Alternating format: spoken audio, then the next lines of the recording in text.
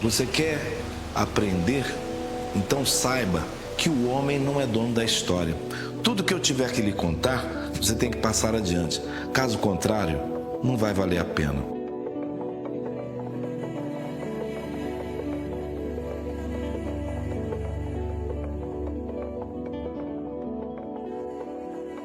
Em 1991, eu fui convidado pelo meu tio-avô, Frei Ciro, que era padre da Diocese do Alto Solimões.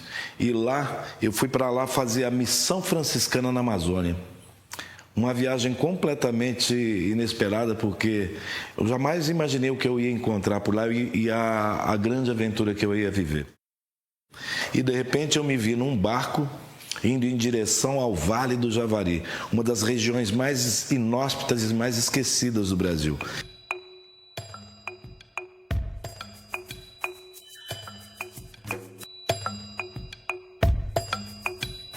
Eles têm um costume de não gostar de quem chega muito silencioso lá. Porque quem chegava lá outrora silenciosamente eram os inimigos, os bandeirantes.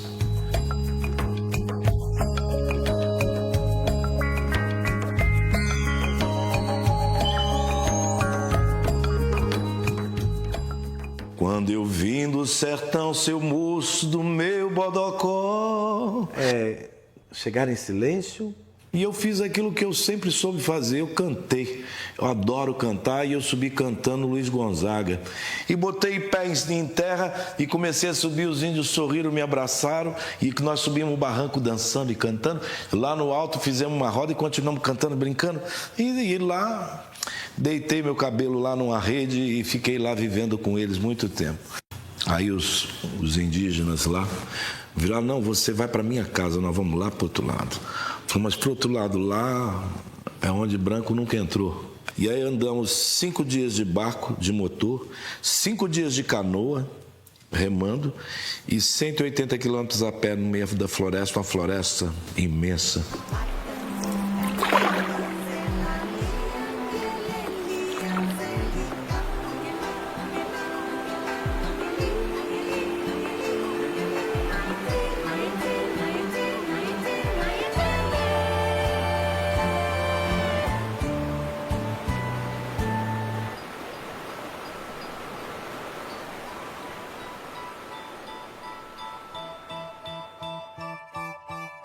Quando cheguei lá nos Maiurunas, e na época lá dos arredios, os Matissé, eles me receberam bem e eu fui vivendo lá. E tinha um menininho, pequenininho, e ele vinha e pegava na minha mão e a gente andava para lá e para cá e nós fomos no Igarapé. E estava ele, o pai dele e eu, e ele deitou assim, ele entrou dentro do Igarapé com a água até aqui. E foi ali, quando eu olhei aquela cena, o pai dele falou assim, ele está olhando você igual sapo, olhando de baixo para cima assim, e a água aqui. Eu não tive dúvida, pulei no barranco, peguei a máquina, um único frame, clac! Retratar o outro é respeitar o seu momento, sem roubar-lhe os segredos da alma. E aquela fotografia ficou no meu inconsciente. E meses se passaram até eu chegar na cidade. Eram mais ou menos, sei lá, uns 350 rolos de filme cromo. E quando revelou tudo, eu olhava todas as coisas com muita pressa. A única coisa que eu queria ver era aquele menino surgindo debaixo d'água. Quando eu vi a imagem, ela me encantou, porque ele estava surgindo como se estivesse nascendo. De dentro d'água assim, aparecem os 2 olhos dele assim olhando, um colar de dente de macaco no pescoço. E é nítido para mim, é o pequeno Matsé nas águas de Igarapé. Ali nascia a criança e nascia também a intenção de fotografar todos os povos do Brasil, todos os povos originários do Brasil.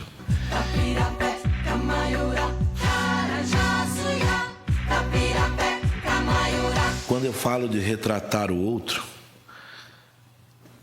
ver o outro, olhar para o outro, entender o outro, a minha fotografia, ela tem essa busca pelo outro.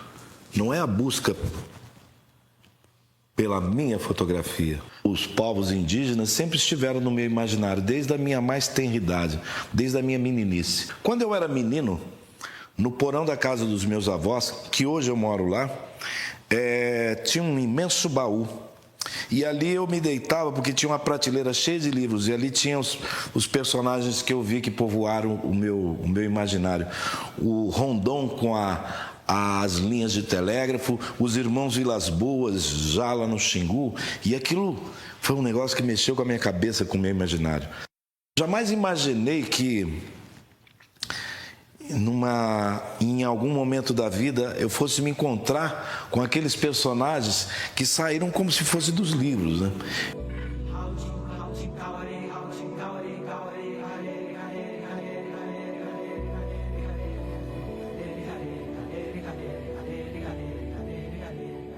Nos anos 30, um general britânico declara que quando acabarem as grandes conquistas, conquistaremos os brancos deste país. E ele aponta no mapa o centro-oeste brasileiro, um imenso vazio. E ali começa a marcha para o oeste. E a marcha para o oeste é quando vão surgir os irmãos Vilas Boas. 3 irmãos, Orlando, Cláudio e Leonardo. 3 pessoas diferentes, mas que juntos eram como se fosse uma única célula. E ali ninguém imaginava que no caminho iriam encontrar tantos povos, tantas culturas, tanta diversidade.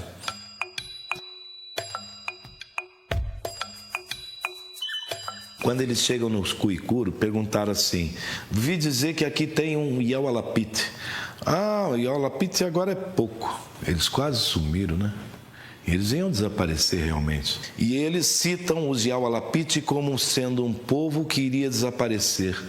Viviam num lugar de charco, quase como miseráveis. E os Vilas conhecem Paru e perguntam para Paru: onde estão seus parentes?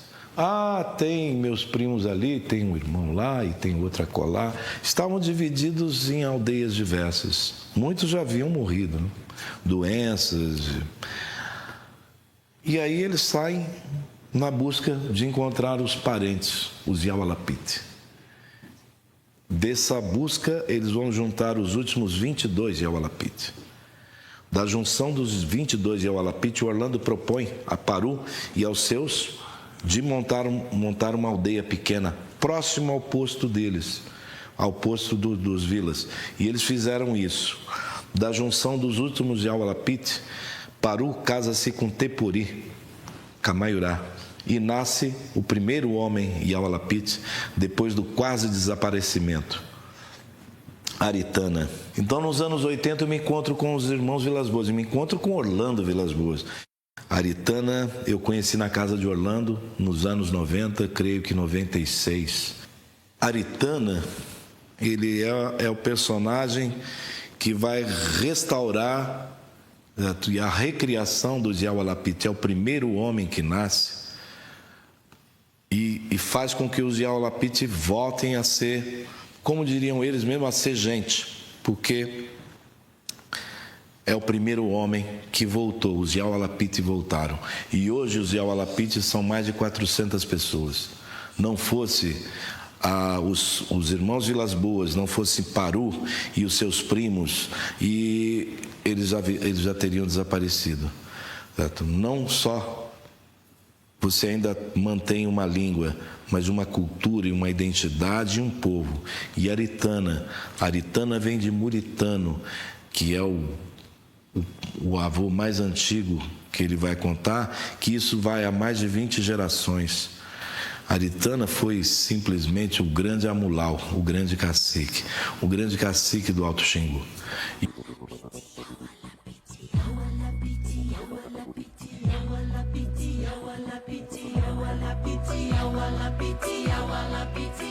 E ali, de conhecê-lo e da convivência que eu tive com ele, de uma longa convivência, nasceu uma grande amizade, nasceu uma coisa muito, muito forte, uma figura muito, muito poderosa. Como na tradução dos povos originários de lá, o Amulau. Amulau, ele é o cacique pleno, é uma pessoa que ela olha para o outro. A intenção dela não é para ele, é para com o outro. O pensamento dele é resolver os problemas e o pensamento dele é que todos estejam bem. E Aritana era uma dessas figuras maravilhosas. A figura de Aritana me conduziu por dentro do Xingu e ali eu pude conhecer todos os povos do Alto Xingu: Calapalo, Cuicuri, Aualapiti, Camaiurá, Uaurá, Menaco, Nafuquá, Matipu, Auiti e os Trumai. Eu conheci outros tantos, mas esses são os povos mais antigos do Alto Xingu.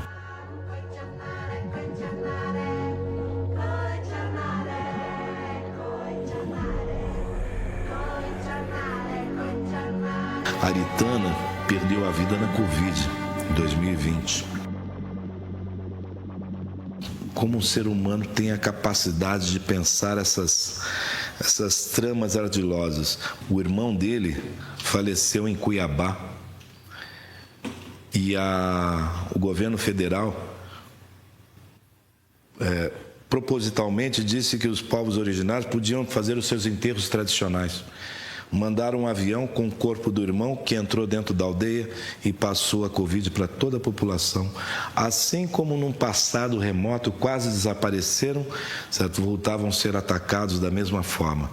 É um absurdo porque a impressão que se dá é que é o desmonte. A nossa sociedade é terrível e não tem o menor conhecimento sobre o que acontece ali ou aqui. Quando faleceu Aritana e atrás deles faleceram vários outros velhos, morre com ele a história, morre com ele um conhecimento que é sempre passado de geração em geração.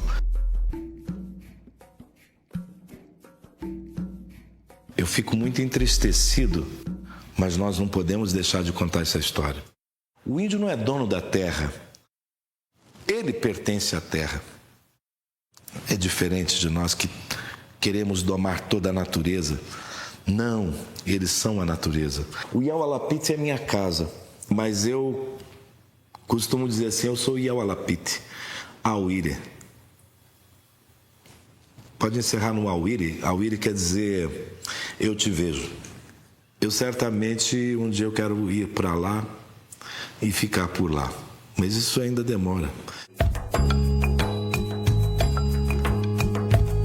O Brasil tem 305 etnias, com 274 línguas ainda falantes.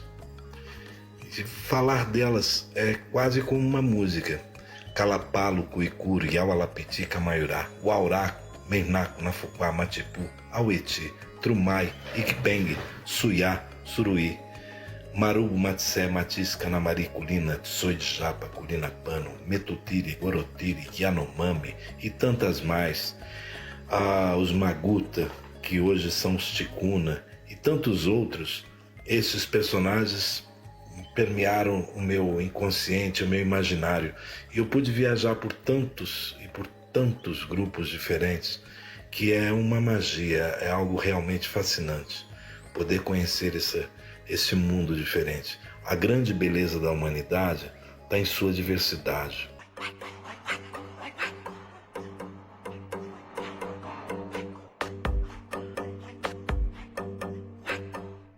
O que eu conheço é alegria, o que eu quero fotografar é o que o outro tem de melhor. E o que eu busco, na verdade, é o que nós temos de melhor, o que o outro tem de melhor.